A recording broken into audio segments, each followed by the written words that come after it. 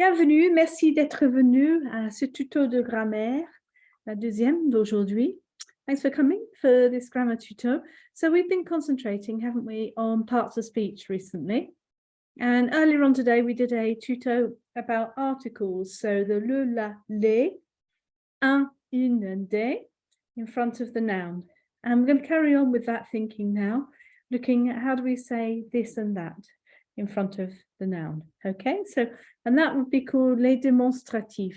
But if you like, you could think about this in the same way that you think about the article, because it follows a similar pattern. Let's have a look at what I mean by that. So, je voudrais ce gâteau, cette brioche et ces croissants. So I'd like this cake, this brioche, and these croissants. So it's ce gâteau, because gâteau is masculine.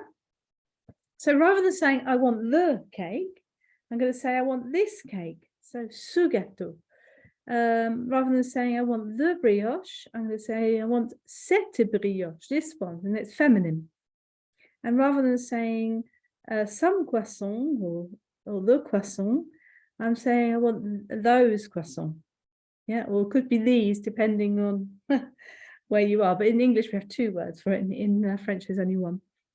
So, moi, je voudrais celui-ci, celle-ci, et ceci. Now, this refers back to, this is the masculine. So, I want that one, is the masculine, celui-ci. I want that one, the feminine, is celle-ci. And I want those ones, plural, ceci, when they're masculine. Now, when you're in France, when you're talking about something singular, I want that one, there is a little hack that you can do that gets past all of that. And I'm going to put it in the chat, and I'm going to write it phonetically for you, because when you write it normally, it's just horrible to look at. So you can say celui-là, celui-là, which means I want that one. So you're in a bakery and you want that cake, you say je voudrais celui-là, je prends celui-là. Il me faut celui-là, or you wouldn't really say that, il me faut. And if you were at that table in a restaurant, then you would say celui-là, celui-là. It's a very, very useful thing for you to be able to use. And when you're in France, give it a go, because they'll look at you and they'll be like, oh, you speak very good French, just because you've got that little hack. Okay, so l'adjectif démonstratif s'accorde avec le nom. So, il désigne des choses ou des personnes présentes, proches ou lointains. So it's talking about things or people who are present, near or far. But we know what that means, because we know what this and that is. It's the same in English.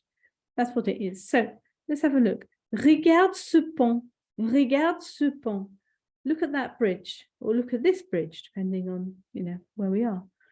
Regarde cette église, feminine. Look at this church, or look at that church. Regarde ces statues. And then let's look at those statues, or look at these statues. Yeah, so we don't always have to use le, la, les. We can use these and those, this and that. So masculine, feminine, plural. Pour marquer l'éloignement, on ajoute là-bas. If you want to say that, if you want to make it clear that it's far over, it's over there, then you add in là-bas. Notice there's an accent over the A. So it means there, that LA means. Ce monument là-bas, c'est l'opéra. So that monument over there, là-bas, is the opera. We can also talk about a period of time, which is a close period of time, or is still running. So, for example, ce matin. So you could say, ce matin, je vais faire ci, ça, et l'autre. Yeah, this morning I'm going to do this, that, and the other. Yes. But you could say, ce matin, j'ai déjeuné à 6 heures. J'ai pris le petit déj, pardon, à 6 heures. So you could use it. This morning, I had my breakfast at 6 o'clock. Yes, so, quand est-ce que tu vas faire ça? Bah, je vais le faire ce matin. When are you going to do that? I'm going to do it this morning. So it's a current thing, or it's fairly close in time. And equally for cette semaine, so this week. And like in English, sometimes it can be a little bit unclear whether you mean the week that's just gone or the week that's coming up. So the way that you would find out is by the tense that's being used. So the week that's just gone, you're going to hear passé composé. the current week, you're either going to hear the present tense or the future tense. And then cet été, this summer, cet hiver. Avec Jo et moi, on ajoute si. Ce mois-ci. So for days and months, we add a ci, ci. Ce mois-ci. I think that's just a balancing thing, yes? So ce mois-ci, this month. We want to talk about a month that happened, you know, a while ago, you know, on that month, you know, and you're putting a little bit of distance, l'éloignement, on ajoute là, ce mois-là, or that month, oh, that month was so cold, or that month was so hot, you know, but it's not, you know, it's a little bit of distance to it. And you can do the same thing with day. So, ce jour-ci, on this day, or ce jour-là, on that day. So that's helpful when you're telling a story, because the more you can situate things in time when you're telling a story, the easier it is for someone to follow it. La liaison avec voyelle ou H muet est obligatoire. So this works the same as le la, les. So ses amis with a Z sound, yeah, ses amis, ses étudiants. But there is also something called the H aspiré, where we don't do the liaison, and that's ses héros.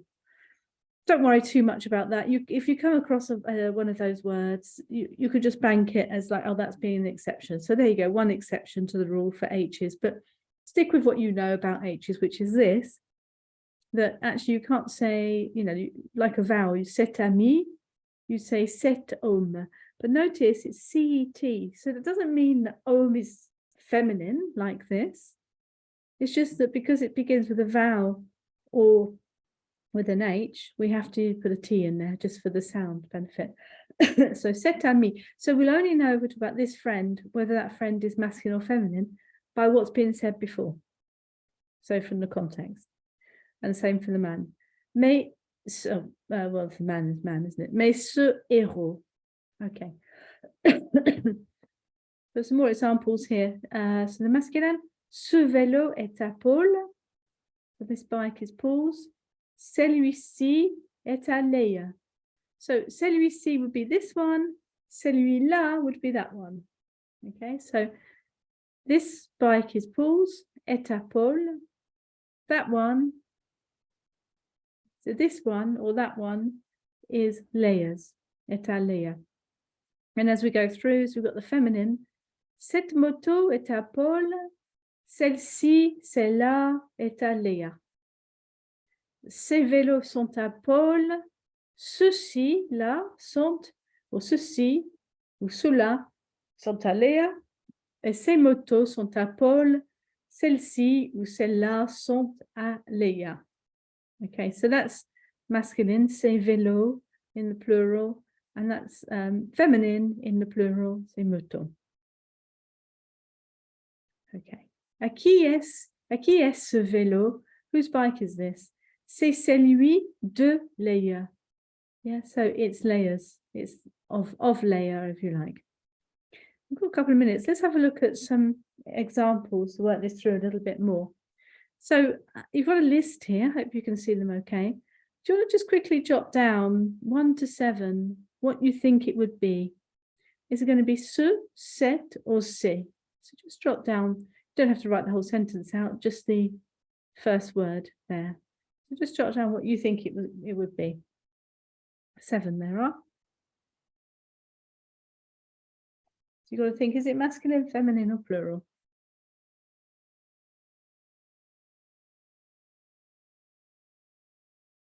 Another reason to know the masculine and feminine.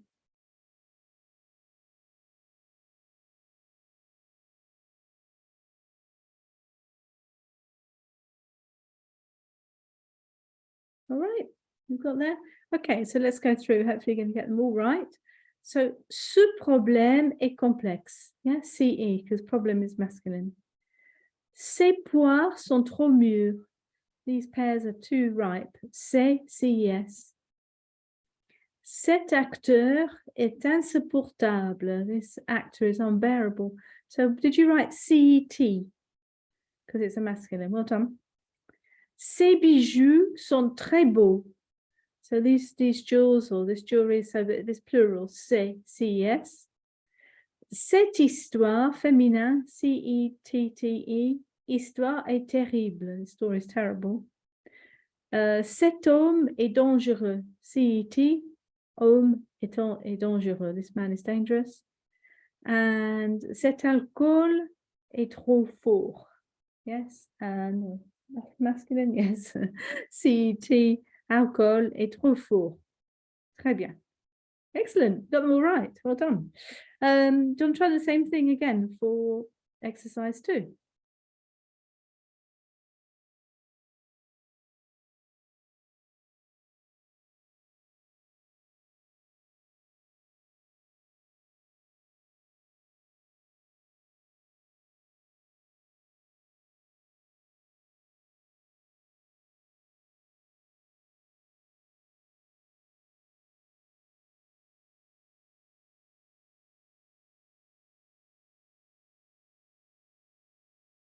Okay, so regarde ce paysage, ce ciel, cette mer, ces palmiers, ces fleurs.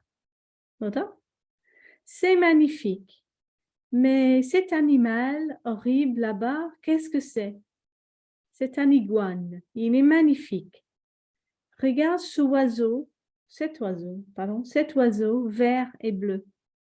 Et cette odeur de jasmin. A lot of vowels in there. Okay. Now let's have a look at exercise 3. We might as well do one more. So, j'adore cette maison, mais j'aime bien aussi celle-là à droite, la bleue. So, I like this house, but I also like that one on the right, the blue one. Yes, so j'adore cette maison, mais j'aime bien aussi celle-là à droite, la bleue. It could have been celle-ci as well, because it was saying this one or that one. It depends on where we're standing. Yeah, so both of those would work. Okay, number 2. What would you do for number 2?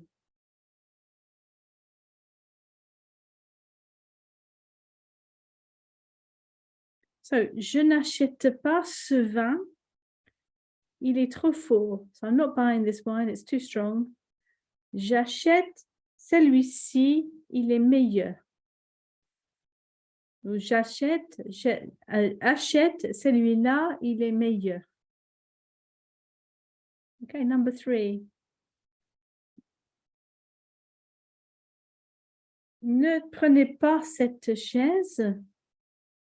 Prenez celle-là, elle est plus confortable. Prenez celle-ci, elle est plus confortable.